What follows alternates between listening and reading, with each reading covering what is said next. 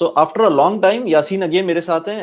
As I said before कि मैं सोच रहा था इस टॉपिक के ऊपर वीडियो बनाने के लिए, लेकिन फिर मेरी यासीन से कुछ दिनों पहले बात हुई तो यासीन ने कहा कि हम लोग कॉन्स्टेंटली ये जो यूट्यूब के ऊपर देखें या सोशल मीडिया के ऊपर देखें तो जो बात चल रही होती है ना डी डॉलराइजेशन की, कि डॉलर खत्म हो जाएगा और डॉलर की पावर खत्म हो जाएगी और जो ब्रिक्स कंट्रीज हैं वो अपनी करेंसी लाने की बात कर रहे हैं। और जितने आप लेट्स से सीरियस इन्फ्लुएंसर्स को देखेंगे वो आपको नजर आएगा कि आजकल ये वीडियोस बना रहे हैं। इनफैक्ट मैं तो देख रहा हूँ वेस्टर्न यूट्यूबर्स मल्टीपल वीडियोस बना रहे हैं, हर हफ्ते कम से कम एक वीडियो इस टॉपिक पर लेके आते हैं। तो मुझे लगता है कि बहुत ज्यादा फेमस टॉपिक है तो हमें भी करना चाहिए, बल्कि मुझे भी कुछ लोगों ने कहा था कि यार इस पे बात करनी चाहिए।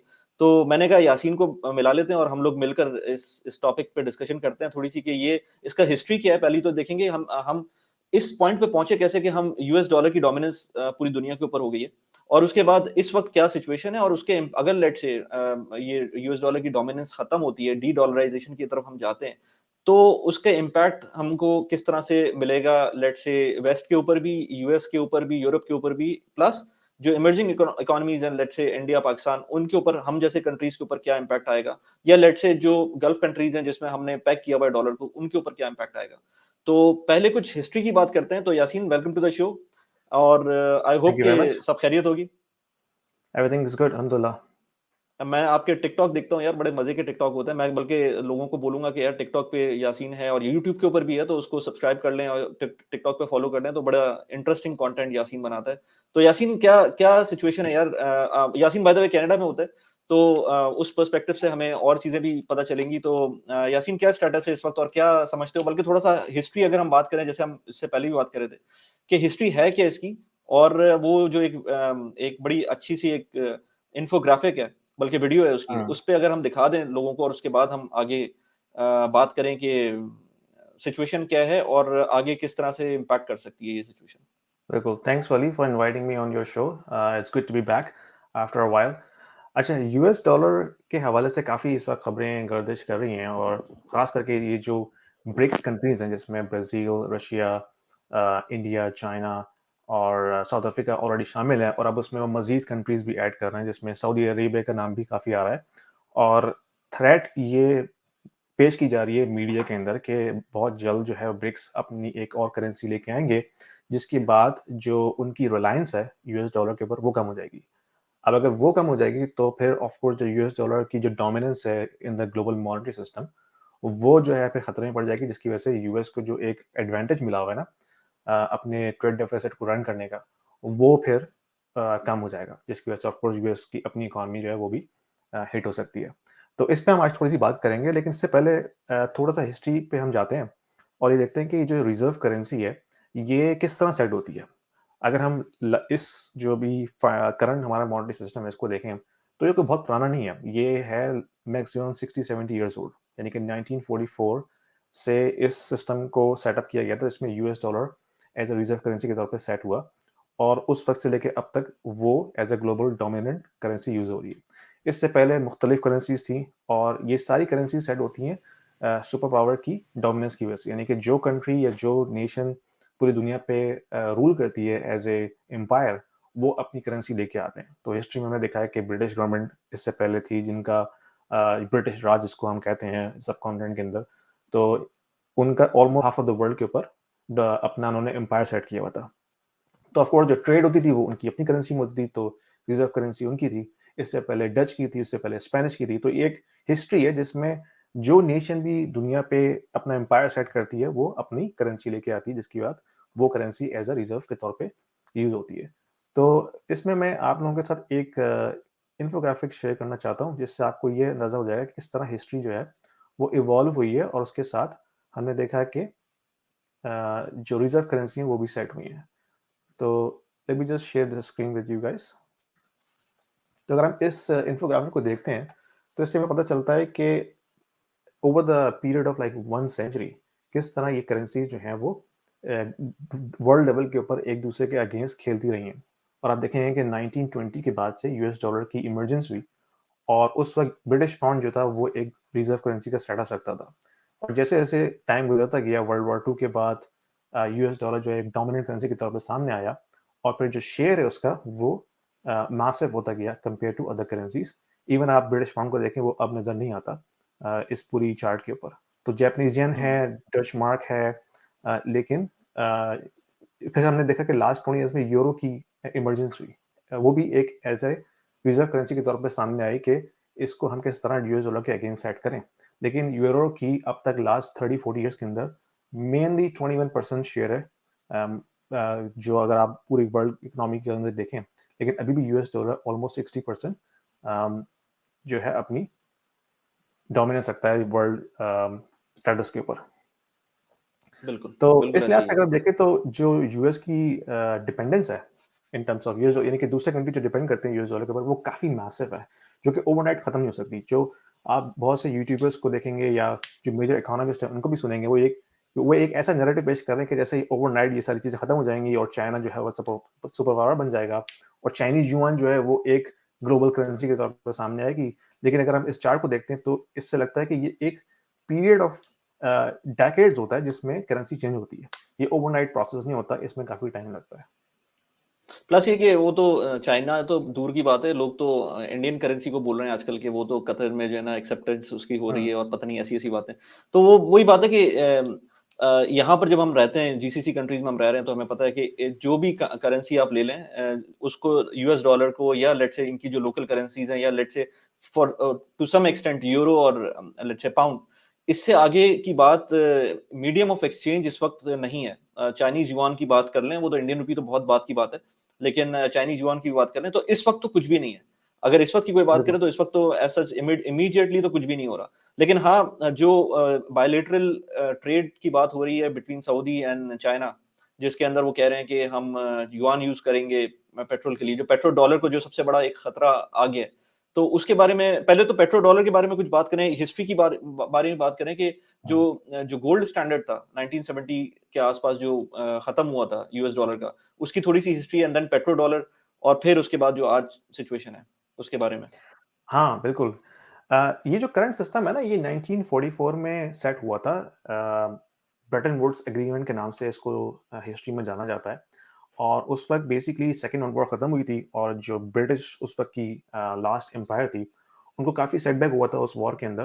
और फिर उनकी जो डोमिनेंस थी इन terms of over global world, वो खत्म हो गई थी। तो यूएस एक तरह से सुपर पावर के तौर पे सामने आया था, फिर उन्होंने अपनी यूएस डॉलर के एज अ रिजर्व करेंसी के तौर पे सेट किया। और ये अगेन ये ओवरनाइट नहीं हुआ था, ये 1920 से स्टार्ट हो चुका था, यानी कि 1920 से लेके 1944 तक कोई आपके पास 24 इयर्स का अरसा है जिसमें ये सारा प्रोसेस हुआ है। तो उसके बाद हुआ ये था कि यूएस डॉलर को as a reserve currency set किया गया और जितने दूसरे कंट्रीज थे वो अपनी अपनी करेंसी को पैक कर रहे थे यूएस डॉलर के अगेंस्ट। और ये हुआ था तय कि तमाम कंट्रीज अपना गोल्ड फेडरल रिजर्व के पास रखवाएंगे और फेडरल रिजर्व उसके अगेंस्ट जो है वो यूएस डॉलर इश्यू करेगा, जो कि रिडीमेबल होगा कभी भी, जब कभी भी कंट्रीज को गोल्ड रिडीम करना होगा वो अपनी करेंसी ला के देंगे और वो उसके अगेंस्ट गोल्ड हासिल कर लेंगे।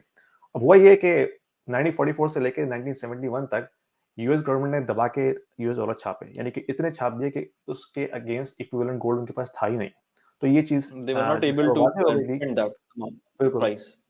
तो जिसको हम आज बैंक रन के तौर पर जानते हैं, बेसिकली वो बैंक रन शुरू किया था फेडरल रिजर्व के ऊपर, यानी कि तमाम कंट्रीज अपना अपना गोल्ड लेने पहुंच गए और उनको पता चला गोल्ड उतना वहाँ पे मौजूद ही नहीं है। तो उसके बाद 1971 में जो रिचर्ड निक्सन उस वक्त के सदर थे, उन्होंने वो जो गोल्ड विंडो थी वो उन्होंने क्लोज कर दी। बेसिकली यूएस गवर्नमेंट जो है डिफॉल्ट हो गई थी अपने डेट ऑब्लिगेशंस के ऊपर, कि उन्होंने कह दिया कि भाई हम हमारे पास इतना गोल्ड है नहीं और हम इस गोल्ड विंडो को खत्म कर रहे हैं, यानी कि there will be no more gold redemption against US dollar.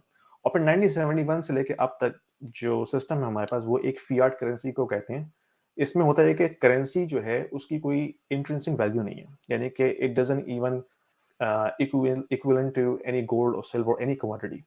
तो बेसिकली वो एक ट्रस्ट के ऊपर काम कर रही है कि लोगों का ट्रस्ट है यूएस गवर्नमेंट के ऊपर कि यूएस गवर्नमेंट जो है उस करेंसी की वैल्यू को बरकरार रखेगी और उस ट्रस्ट के ऊपर जो है सारी ट्रेड हो रही है, सारा बिजनेस हो रहा है।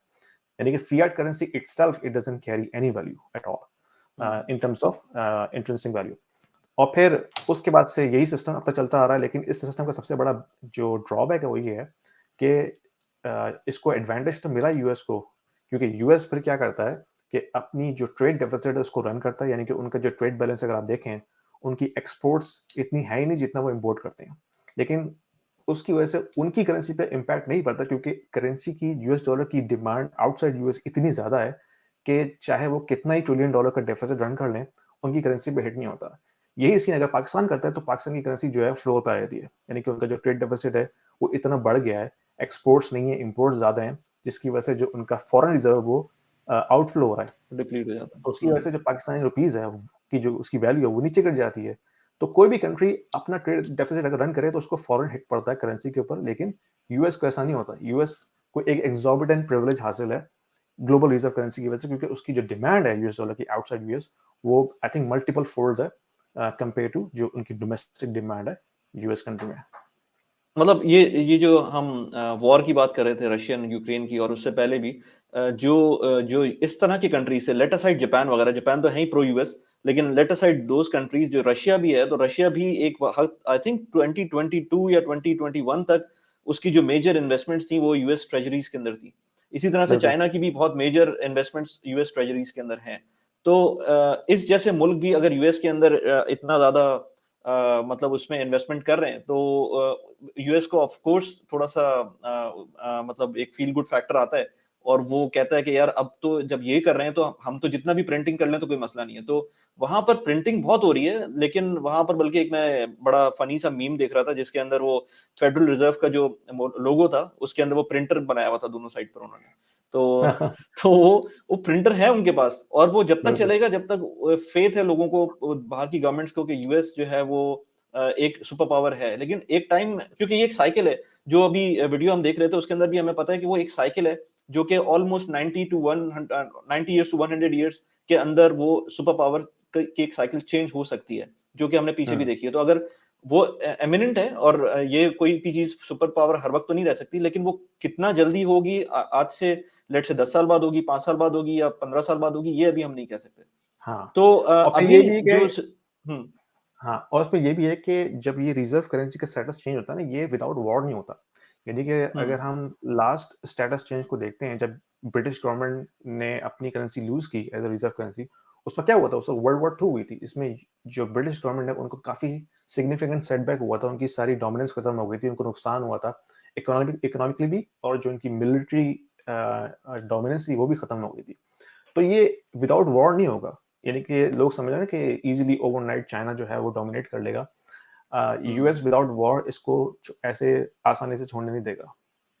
राइट, बिल्कुल, कोई बड़ा इवेंट होगा जिसके बाद फिर कोई इस तरह की सिचुएशन होगी। ऑफ कोर्स यूएस ने थोड़ा सा अपने आप को रिट्रैक्ट तो किया है, जैसे जो ग्लोबल इवेंट्स होते थे, ग्लोबल इश्यूज थे हम्म। दुनिया में जगह जगह, वहां से थोड़ा सा पीछे तो हटा है, लेकिन वो ऑफ कोर्स अपनी पावर नहीं छोड़ना चाहेगा। तो आजकल जो जो चल रहा है, जिसके अंदर अगर हम ब्रिक्स की बात करें, जो न्यूज आती है, और जिस तरह से लेट से इवन अर्जेंटाइन जैसे कंट्रीज भी जो है वो आंखें दिखा रहे होते हैं, तो उसके अंदर क्या सिचुएशन है अभी? ब्रिक्स क्या कोई इन्होंने ऑफिशियली बोला है कि हम अब यूएस डॉलर्स को डंप करके अपनी करेंसी लेकर आएंगे? मेरे ख्याल से ऑफिशियली अभी तक नहीं बोला है उन्होंने, लेकिन जो हम्म। लोग उससे इंडिकेशन ले रहे हैं वो इसी तरह की है। हाँ, इन्होंने अनाउंसमेंट तो की है रशिया और चाइना ने कि वो मिल के एक और कॉमन करेंसी पे काम कर रहे हैं, जिसके हम्म बाद जो ब्रिक्स कंट्रीज हैं वो आपस में उस करेंसी में ट्रांजैक्शंस करेंगे। तो ये कब होता है नोबडी नोज, लेकिन हाँ, मतलब इसकी ऑफिशियल अनाउंस नहीं किया कि कब होगा, हाँ, क्योंकि ये एक ऐसा चीज तो नहीं है जिसका टाइम फ्रेम अब अभी इस वक्त मिल जाए। अगर कोई टाइम फ्रेम दे बिल्कुल। देता है तो फिर पैनिक की बात हो सकती थी। बिल्कुल। और फिर इसमें देखना ये है कि ये क्यों हुआ है? इसमें जो मेन फैक्टर जो एज़ अ कैटलिस्ट यूज़ हुआ है, वो है रशिया की वॉर। यानी कि जब रशिया ने यूक्रेन पे इन्वेजन शुरू की, तो सबसे पहले जो यूएस गवर्नमेंट और जो यूरोपियन गवर्नमेंट है, यानी कि वेस्ट जिसको हम कहते हैं, वेस्ट ब्लॉक, उन्होंने रशिया के सारे एसेट्स जो थे, जो दूसरे सेंट्रल बैंक्स में रखे हुए थे, वो फ्रीज़ कर दिए। यानी कि रशिया ने जो यूएस ट्रेज़रीज़ बाय की हुई थी, और फिर उनको यूएस डॉलर की फॉर्म में रखा हुआ था दूसरे सेंट्रल बैंक्स के अंदर, वो सारा का सारा जो है उनका एसेट वो फ्रीज कर दिया और कट ऑफ कर दिया। यानी कि with in a blink of I, system ऐसा बना हुआ है कि जो वेस्ट ब्लॉक है ये आप किसी भी तरह कैंसिल कर सकते हैं फ्रॉम ग्लोबल मॉनेटरी सिस्टम से। और फिर जो स्विफ्ट के ऊपर उनको बैन लगाया, उस पर उनको अलग जो है सेटबैक हुआ। तो उससे बिल्कुल। जो दूसरे कंट्रीज हैं, जिनको हम इमर्जिंग इकोनॉमीज कहते हैं, वो ये सोचने मजबूर हो गए कि भाई हम क्यों अपने एसेट्स को ऐसी करेंसी में रखें जो ओवरनाइट किसी भी पॉलिटिकल इश्यू की वजह से हमें कट ऑफ कर सकता है। ठीक है, तो वो एक आई ओपनिंग एक सिनारियो क्रिएट हुआ दूसरे कंट्रीज के लिए कि भाई that is going to be a very unreliable situation, कि कल को अगर हमारे साथ भी कुछ हो जाता है यूएस गवर्नमेंट या वेस्ट के खिलाफ, तो हमें भी 2 मिनट के अंदर ये सिस्टम जो है कट ऑफ कर देगा और हमारे जितने भी एसेट्स हैं वो सब ज़ाया हो जाएंगे। तो उसके बाद कंट्रीज को ये सोचने में मजबूर हो गए कि भाई कुछ ना कुछ हमें करना पड़ेगा ताकि हम अपनी रिलायंस जो है वो यूएस डॉलर पे कम से कम रखें।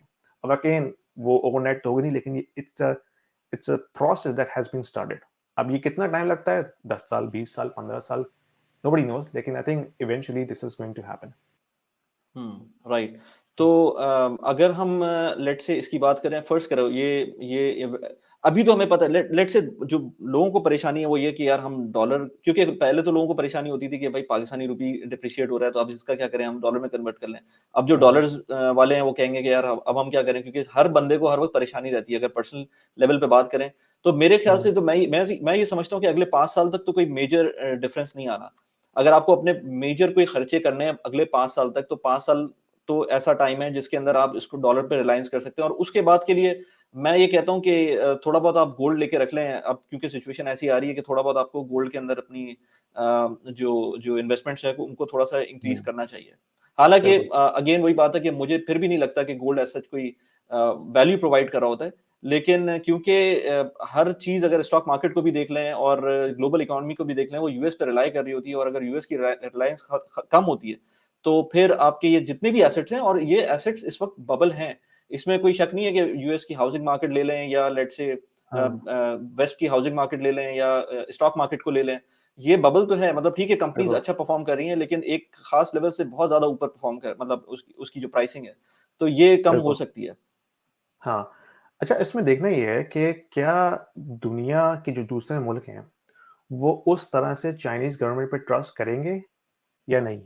That is a big question that I think everybody has to answer. Like इस वक्त जो है पूरी दुनिया यूएस गवर्नमेंट पे ट्रस्ट करती है कि यूएस गवर्नमेंट जो है वो यूएस डॉलर की जो वैल्यू है वो बरकरार रखेगी अगेंस्ट अदर फियाट करेंसी। अच्छा, दो चीजें हैं ना, कि एक तो है कि यूएस डॉलर अपनी परचेसिंग पावर खो रहा है अगेंस्ट कमोडिटीज, यानी कि ऑयल हो गया, गैस हो गया, मिनरल्स हो गए, हाउसिंग हो गई। तो ये वो सारी चीजें हैं जिसके अगेंस्ट यूएस डॉलर की जो परचेसिंग पावर है वो तो लूज हो रही है। वो हमें एक ग्राफ है जिसमें आपको नजर आएगा कि यूएस डॉलर की जो परचेसिंग वैल्यू है वो ओवर लेट्स से 50 ईयर्स किस तरह लूज हुई है। लेकिन एक चीज होती है कि यूएस डॉलर को अगेंस्ट अदर करेंसीज के हम मेजर करते हैं जिसको हम DXY कहते हैं। ये एक इंडेक्स है जिस पर आपको ये पता चलता है कि यूएस डॉलर की जो वैल्यू है अगेंस्ट अदर करेंसीज वो कितनी है। अगर हम उसको देखते हैं तो वो तो इस वक्त ऑल टाइम हाई है, यानी कि ओवर 100 इंडेक्स इसकी वैल्यू है, जो अभी भी काफी स्ट्रांग है अगेंस्ट अदर करेंसी। अच्छा, इसमें करेंसीज कौन सी है, इसमें जैपनीज येन है, इसमें ब्रिटिश पाउंड है, इसमें चाइनीज यन अब शामिल हो रहा है, लेकिन पहले नहीं था। लेकिन जो मेजर यूरोपियन करेंसीज हैं वो इसमें शामिल हैं। वो इस वक्त टर्मोइल का शिकार हैं दूसरी करेंसीज, और उसके अगेंस्ट यूएस डॉलर अभी भी काफी स्ट्रांग है। तो अगर आप एक इमर्जिंग कंट्री में रह रहे हैं, फॉर एग्जाम्पल टर्की में या पाकिस्तान में, और आपको अपनी परचेसिंग पावर को जो है वो प्रोटेक्ट करना है, तो आपके पास क्या चॉइस है? आपके पास 3 चॉइस है खाली ना। या तो आप गोल्ड बाय करें, ठीक है, या आप उसको यूएस डॉलर में कन्वर्ट करके रखें, या आप कोई ऐसी करेंसी लें जो कि इंडिपेंडेंट हो इस सिस्टम से, यानी कि बिटकॉइन। इसके अलावा आपके पास कोई चौथी चॉइस है नहीं जिसमें आप अपनी परचेसिंग पावर को प्रोटेक्ट करें। या तो आप रियल एस्टेट बाय करें, of course real estate of course उसमें काफ़ी रिस्क भी इन्वॉल्व है। रिस्क तो खैर बिटकॉइन में भी है, लेकिन इन terms of protecting your purchasing power आपके पास यही 3 या 4 ऑप्शन है, इसके अलावा कोई है नहीं। अब आप अगर ये सोचें कि मैंने चाइनीज युआन लेके करना है और मैं अपनी परचेसिंग पावर उसमें रखता हूँ, तो क्या आप वाकई में चाइनीज गवर्नमेंट पर ट्रस्ट कर सकते हैं इस वक्त कि चाइनीज गवर्नमेंट अपनी जो जो करेंसी है उसको प्रोटेक्ट करेगी? और दूसरी चीज़ ये है कि यूएस जो है या जो वेस्टर्न वर्ल्ड है वो काफ़ी ओपन है इन टर्म्स ऑफ कैपिटल मार्केट्स, यानी कि उसमें काफ़ी सारी चीज़ें जो हैं वो प्ले करती हैं in terms of creating a business environment. Chinese की कैपिटल मार्केट्स वो बिल्कुल स्टेट ओन है। किसी बैंक्स को कोई इख्तियार नहीं कि वो अपनी इंडिपेंडेंट पॉलिसी रन कर सकता है, वो सारा कुछ टॉप टू बॉटम आता है। तो क्या कंट्रीज इस लेवल पे ट्रस्ट करना चाहेंगे क्या जो चाइनीज गवर्नमेंट को, कि वो एक सिंगल अथॉरिटी हो और वो सारी चीज़ें कंट्रोल करे, जो कि बिल्कुल, काफ़ी रिस्की बिल्कुल सिनेरियो ऐसे ही है। मतलब इसमें हमने अभी रिसेंटली भी देखा है ना कि जैक मा के साथ जो हुआ, उसको उसको हुँ, अंडरग्राउंड कर दिया गया। और ये बिल्कुल। चाइना तो कभी भी किसी के साथ भी, चाइना में किसी इवन यूएस के अंदर भी हो जाता है। मतलब जो एडवर्ड स्नोडन का जो केस है, लेकिन वो हुँ, बड़ा आइसोलेटेड इंसिडेंट्स इस तरह के हो रहे होते हैं। चाइना में ये सब कुछ छुप छुपा के ऐसा हो रहा होता है कि आप उस पे डिपेंड नहीं कर सकते कि आप अपने बिल्कुल, पैसे वहां रखवा दें। मतलब यूएस तो चलो रशिया के साथ उसने किया, लेकिन चाइना तो किसी के साथ भी कर सकता है, फिर वो उसको एज अ पावर भी यूज कर सकता है। तो बिल्कुल। वाकई ये चीज एक, इवन चाइना को ले लें, रशिया को ले लें, फिर बाकी अगर इंडिया को लेना है उसके अंदर, ब्राजील को लेना है, ये वो उस तरह के स्टेबल कंट्रीज नहीं है जहां पर आप अपने पैसे रखवा सकें with security, with piece of mind, जो कि आप यूएस में फिर भी कर सकते हैं। जितनी भी हुँ, बड़ी कंपनीज हैं इस वक्त, एप्पल, गूगल, और ये तो इंटेलिजेंस कंपनीज है ना, जो फेसबुक, इस तरह की कंपनीज, ठीक है चाइना की तरफ से टिकटॉक आ गया है, लेकिन जिस तरह से ये कंपनीज काम कर रही हैं वो मेरा नहीं ख्याल कि ये, और फिर जो एआई का जो सिचुएशन है, वो जो यूएस के अंदर एक पावर हाउस है एआई का, मुझे नहीं लगता कि यूएस का बहुत जल्द कोई जो स्ट्रांग होल्ड है वो ब्रेक होगा। ये बहुत अच्छा पॉइंट है क्योंकि एक चीज़ है कि गवर्नमेंट अपनी करेंसी को किस तरह सेट कर रही है इन terms of keeping their reserve assets, यानी कि सेंट्रल बैंक्स, आपके जो रिजर्व एसेट्स होते हैं वो सेंट्रल बैंक में होते हैं ना। तो एक तो ये चीज़ है कि सेंट्रल बैंक किस तरह से अपना रिजर्व्स को डाइवर्सिफाई कर रहे हैं। दूसरी चीज़ है कि जो बिजनेसेस हैं, इंडिपेंडेंट बिजनेसेस, वो किस तरह ट्रेड कर रहे हैं इंटरनेशनल ग्लोबल मार्केट के साथ। क्या एप्पल, माइक्रोसॉफ्ट, अमेज़न अपनी ट्रांज़ैक्शन चाइनीज़ युआन में सेटल करने के लिए तैयार हैं? आई डोंट नो, ये एक बिग क्वेश्चन है कि जो इंटरनेशनल ट्रेड होनी है मुख्तलिफ बिज़नेसेस के दरमियान, वो तो इंडिपेंडेंट होनी है ना, वो किसी कंट्री के इन्फ्लुएंस में तो नहीं होनी।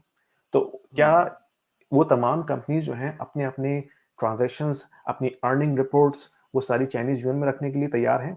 ये एक बिग क्वेश्चन है। तो I think eventually US dollar की डोमिनेंस पे खतरा तो है, लेकिन of course it will take decades if not centuries in my opinion.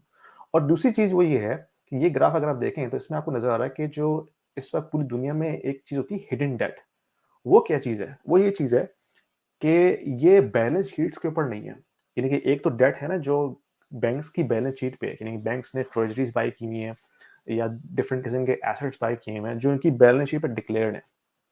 एक चीज़ होती है हिडन डेट, वो क्या होता है कि जब दूसरी कॉर्पोरेशंस या सेंट्रल बैंक को इमरजेंसी केसेस के अंदर यूएस डॉलर चाहिए होता है, तो वो एक चीज़ होती है स्वैप लाइन्स, वो सेंट्रल बैंक्स के दरमियान आपस में खुली हुई होती हैं। तो वो स्वैप लाइन्स बेसिकली जो हैं वो out of the window settlement होती है, यानी कि आपको लेट्स से $1 ट्रिलियन चाहिए फॉर एग्जांपल, आप स्विस बैंक हैं, आपको इमरजेंसी में $1 ट्रिलियन चाहिए। आप स्वैप लाइन यूज़ करके फेडरल रिजर्व से डायरेक्ट जो है वो $1 ट्रिलियन हासिल कर लेंगे विदाउट मूविंग द मार्केट। अगर आप ओपन मार्केट से $1 ट्रिलियन खरीदते हैं, आप एकदम मार्केट मूव कर देंगे। डॉलर की वैल्यू जो है ना एकदम फ्लक्चुएट होना शुरू हो जाएगी। उसको बचाने के लिए ये स्वैप लाइन्स क्रिएट की जाती हैं। लेकिन इन स्वैप लाइन्स की वजह से जो डेट मिलता है इनको, वो ऑफ बैलेंस शीट होता है।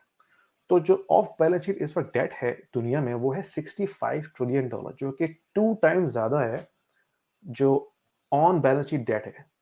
तो इन टोटल यानी कि अगर आप देखें तो इट्स अराउंड $100 ट्रिलियन का डेट इस वक्त दुनिया में है जो कि आउटसाइड यूएस डॉलर्स रखा हुआ है। तो अगर रिजर्व करेंसी चेंज होती है तो इस डेट का क्या होगा? इस डेट को किसी तरह सेटल करना पड़ेगा या इसको भी मूव करना पड़ेगा किसी और करेंसी में। क्या ये अच्छा तमाम Yasin, countries apart corporation? From this, हाँ, अपार्ट फ्रॉम दिस चार्ट, एक और मैं फेडरल रिजर्व का एक वेबसाइट भी देख रहा था जिसमें बहुत सारे चार्ट्स दिए हुए थे, जिसके हाँ, अंदर वो एक एक करके, अगर उसकी बात करें हम, ये इंक्लूडिंग बिल्कुल, this chart, yes this one, तो बिल्कुल। अगर इसकी बात करें हम, तो उसके अंदर बहुत सारे चार्ट्स हैं जो कि हमें शो कर रहा है कि यूएस डॉलर कितना डोमिनेंट है। अगर हर बंदे को ये चार्ट्स देखने चाहिए और फिर सोचना चाहिए कि एक तो ये कि इसका स्पैन देखना चाहिए कि 20-25 साल के अंदर क्या स्टेटस है। तो अभी भी हुँ, ठीक है, थोड़ा सा डिक्लाइनिंग की तरफ है, लेकिन वो डिक्लाइन किसकी वजह से है वो भी देखना है, और कितना स्लो डिक्लाइन है हमें ये भी देखना है, और आगे क्या इसी तरह से डिक्लाइन रहेगा ये भी क्वेश्चन है।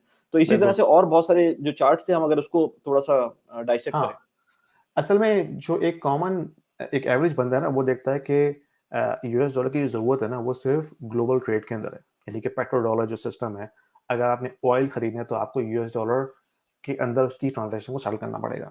लेकिन ये जो रिज़र्व करेंसी का जो मैकेनिज़्म है ये बियॉन्ड ट्रांज़ैक्शन है। इस अगर हम ग्राफ को देखते हैं तो ये आपको बता रहा है कि किस तरह जो फॉरेन रिज़र्व्स हैं वो डोमिनेटेड हैं यूएस डॉलर के अंदर अक्रॉस द वर्ल्ड, यानी कि 60% दुनिया के जो फॉरेन रिजर्व्स हैं वो इस वक्त यूएस डॉलर के अंदर है। यानी कि जो सेंट्रल बैंक्स हैं, Swiss bank, state bank of Pakistan, reserve bank of India, उनके पास यूएस डॉलर की एज अ रिजर्व के तौर पर उन्होंने एसेट रखे हुए हैं। तो टोटल अक्रॉस द ग्लोब वो 60% एक्यूमुलेट होता है। फिर अगर हम देखते हैं कि जो फॉरेन एक्सचेंजेस हैं in terms of other currencies break down, तो यूएस डॉलर जो है वो अराउंड 60% है, और जो दूसरे नंबर पे है वो यूरो है, जो कि तकरीबन 20% के करीब है। उसके बाद जाके नंबर आता है ब्रिटिश पाउंड का, जापानीज येन का, और फिर चाइनीज रेमबी, यानी कि चाइनीज की जो रेमबी की जो शेयर है इन terms of the global foreign reserves, वो मेरली 5% है इस वक्त। ठीक है, वो बढ़ गया है पिछले 5 सालों के अंदर, लेकिन अभी भी वो nowhere near to stand against US dollar. तो ये चीज़ें हमें देखनी चाहिए कि क्या ये ओवरनाइट चेंज हो जाएगा? मेरे ख्याल में तो नहीं होगा।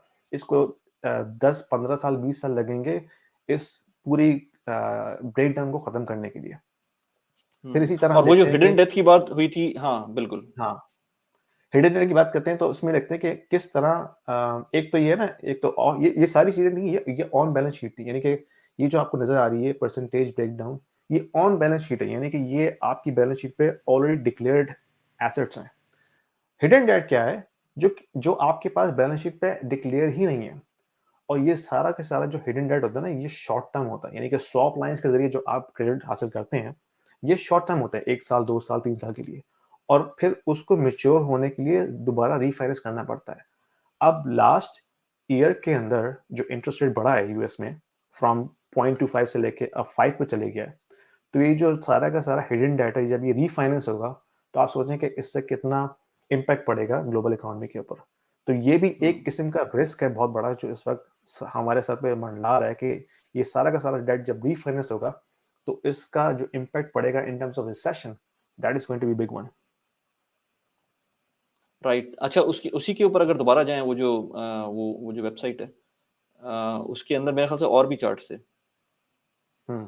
हाँ, इसके बाद जो इसके अंदर, इसी के अंदर अगर हम देखें इस वाले को, सेकंड वाले को, ये फेडरल रिजर्व डोमेस्टिक और फॉरेन, इसमें मुझे वो देखना था जिसके अंदर यूएस का जो ग्लोबल, इसमें इसी में चार्ट था वो कि ग्लोबल जो डेट है यूएस का कंपेयर टू अदर करेंसीज पूरी दुनिया के ऊपर, जो मतलब अगर आपको डेट सेटल, पहले तो अगर आपको ग्लोबल रिजर्व करेंसी, अच्छा इसके अंदर एक और बात है ना कि ग्लोबल रिजर्व करेंसी को खत्म करने के लिए आपको पहले तो उसका कर्जा भी तो वापस करना पड़ेगा ना।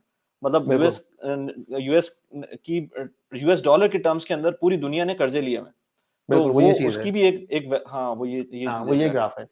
तो ये ग्राफ आपको बता रहा है कि आउटसाइड यूएस वो कौन-कौन से कंट्रीज़ हैं, जिन्होंने यूएस ट्रेज़रीज़ को एज़ ए डेट के तौर पे बाय किया हुआ है। तो राइट, इसमें राइट। सबसे बिगेस्ट शेयर जो है वो जापान का है, $1.1 ट्रिलियन की ट्रेज़रीज़ जापानीज़ सेंट्रल बैंक के पास है। और उसके बाद चाइना का नंबर आता है जो कि क्लोज टू $1 ट्रिलियन है, 867। लेकिन चाइना ने रिसेंटली अपनी जो होल्डिंग है यूएस ट्रेज़री की, वो बहुत तेज़ी से कम करना शुरू कर दी है। लेकिन इसके इसके अलावा अगर आप देखें, जो पूरी दुनिया के पास यूएस डॉलर का डेट है, वो कितना ज़्यादा है। यानी कि इस पूरे डेट सिस्टम को ख़त्म करने का जो प्रोसेस है, it will take 20 years, 30 years, who knows. ये ओवरनाइट हम्म, चीज़ें ख़त्म नहीं हो सकती ना। तो अक्सर जो लोग बात करते हैं ना यूएस डॉलर की डोमिनेंस ख़त्म होने का, वो सिर्फ़ ये देखते हैं कि भाई ट्रांज़ैक्शन जो है वो चेंज हो जाए। सेटल करने की, यानी कि अगर आपने ऑयल बाय करना है सऊदीया से, तो आप चाइनीज़ युआन में बाय करना शुरू कर दें। ठीक है, वो कर सकते हैं। राइट। बट उसका जो हाँ। इम्पैक्ट इस पूरे सिस्टम पे पड़ेगा, वो नेग्लिजिबल है बिल्कुल। क्योंकि वो करंट है ना, ये तो पीछे से 20, 25, 30 सालों से जो चलता हुआ आ रहा है और रोल ओवर हो रहा है, और ये तो बिल्कुल, एक एक पहाड़ जो बन गया है, ये ऐसे नहीं खत्म हो सकता। तो ये भी बिल्कुल। एक और मसला है इसकी कि वजह क्या हम है? इसको इसकी वजह ये है ना कि क्यों यूके की गवर्नमेंट $655 बिलियन की ट्रेज़रीज़ लेके बैठी हुई है। उसकी वजह ये है कि उनकी जो अपनी करेंसी है, वो फ्लक्चुएशन का शिकार है। यानी कि जो लास्ट ईयर, अगर आपको याद होगा कि यूके में जो एक टर्मॉइल आया था बॉन्ड मार्केट में, जिसकी वजह से उनकी जो करेंसी वो टैंक कर गई थी अगेंस्ट यूएस डॉलर। हुँ, तो हुँ, उस फ्लक्चुएशंस से अपने आप को प्रोटेक्ट करने के लिए दीज़ सेंट्रल बैंक्स ये बाय करते हैं यूएस ट्रेज़रीज़ को, ताकि अपने आप को हेज कर सकें इस तरह की फ्लक्चुएशन से बचने के लिए। तो ये मेन वजूहात हैं जिसकी जिसकी वजह से जो दूसरे कंट्रीज़ हैं, उन्होंने ये यूएस डॉलर का डेट लेके रखा हुआ है अपनी बैलेंस शीट पे। Otherwise they are very vulnerable against these currency fluctuations. या अच्छा, चलो यार, ये तो मुझे समझ में आ रहा है ना, पूरा ग्लोबल एस्पेक्ट को देख रहे हैं हम इसको। लेकिन अगर लेट्स से हम छोटे लेवल पे आ जाएँ और हम बात करें साउथ एशियन कंट्रीज़ की, साउथ एशियन में भी हटा दें आप, लेट्स से श्रीलंका, पाकिस्तान जैसे मुल्कों की बात करें। हुँ, तो उस केस के अंदर कुछ लोग तो खुश होंगे कि यार ठीक है, हमारा तो कर्ज़ा ही यूएस डॉलर में था, वो खत्म हो जाएगा तो अच्छा है, हमें फिर वो चीज़ें उस तरह से नहीं होंगी। लेकिन ऑब्लिगेशन तो आपकी है ना, तो डेट तो आपको वापस करना ही करना है। लेकिन उस बिल्कुल। केस में अगर लेट्स से हम कहें कि डाउन द लाइन 15 इयर्स के बाद ये इसकी डोमिनेंस खत्म होती है यूएस की, लेट्स हम्म। से हाइपोथेटिकल एग्जांपल, उस केस में पाकिस्तान के साथ क्या होगा और उसकी जो जो डेट है वो उसका क्या होगा? लेकिन जो डेट ऑब्लिगेशंस करंटली हैं वो तो अपनी जगह रहेंगी, वो कहीं वाइप आउट नहीं हो जाएंगी इस तरह से।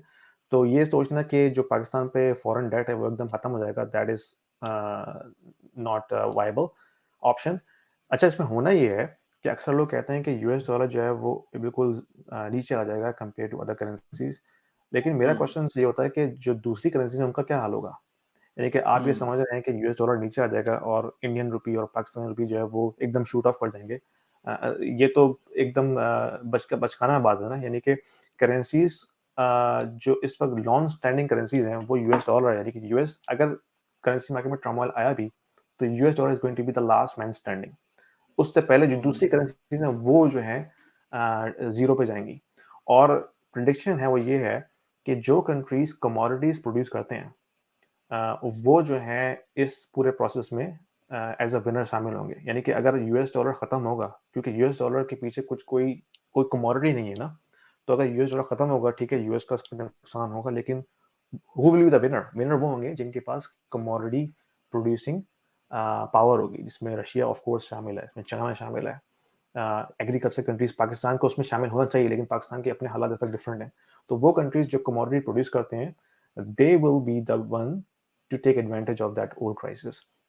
तो हम्म लेकिन उससे पहले पाकिस्तान को अपने जो करंट फाइनेंशियल जो हालात हैं उसको तो बेहतर करना पड़ेगा ना। जो उनके पास एक्सटर्नल डेट है आईएमएफ के जरिए या दूसरे कंट्री के जरिए, वो तो उनको पे बैक करना है। अब वो किस फॉर्म में करना है हु नोस, लेकिन वो ऑब्लिगेशन जो है वो कहीं जाएंगी नहीं। नहीं उसमें डेट के साथ तो सारी दुनिया चल रही है ना। हम तो अगर डेट टू जीडीपी रेशियो देखें पाकिस्तान का तो इतना बुरा नहीं है। मसला पाकिस्तान का मेरे ख्याल से जो है ना वो स्टेबिलिटी का है। अगर वंस स्टेबिलिटी आ जाती है तो इन्वेस्टमेंट्स भी आना शुरू हो जाएंगी। जब डॉलर इनफ्लो होना शुरू हो जाएगा तो ऑफ कोर्स आपका बिल्कुल। रिजर्व बढ़ना शुरू हो जाएंगे। आपकी एक्सपोर्ट लॉन्ग टर्म में आप देखें तो आपको एक्सपोर्ट बढ़ानी पड़ेंगी।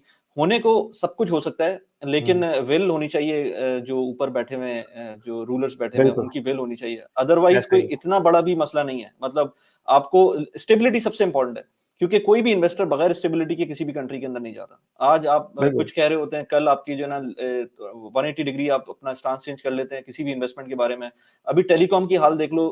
वहां पर अब बात हो रही है कि हम रुपीस के अंदर जो है वो इन्वेस्टमेंट करेंगे। जो टेलीकॉम ऑपरेटर्स हैं उनको डॉलर में वाइबिलिटी नहीं बन रही है। इसी तरह और बहुत सारी जो इंडस्ट्रीज हैं जो कि इंपोर्ट बेस्ड इंडस्ट्रीज तो खत्म हो चुकी है। मैं जितने लोगों से अभी बात कर रहा हूँ उनके तो सारे बिजनेसेस खत्म हो गए। और ये मसला इसका ये है कि आज हो सकता है, लेट्स से 10 दिन बाद हो सकता है कोई एकदम से पॉलिसी चेंज हो, आपको थोड़े से पैसे आ जाएं, आप दोबारा से खोल दें इंपोर्ट्स।